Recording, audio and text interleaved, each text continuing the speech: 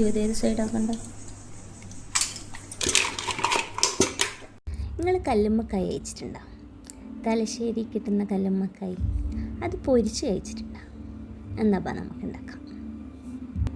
ഞാൻ എൻ്റെ ലൈഫിൽ ആദ്യമായിട്ടാണ് കല്ലുമ്മക്കായി പൊളിക്കുന്നതും അത് ഉണ്ടാക്കുന്നതും. ഉണ്ടാക്കിയത് ആക്ച്വലി ഞാനല്ല, ബട്ട് ഇതിൻ്റെ സൈഡായിട്ട് ഇതിനെ ഹെൽപ്പ് ചെയ്തൊക്കെ ഞാൻ തന്നെയാണ്. ഇതിൻ്റെ തോട് ഉപയോഗിച്ചിട്ടാണ് ഇങ്ങനെ പൊളിച്ച് റെഡിയാക്കേണ്ടത്.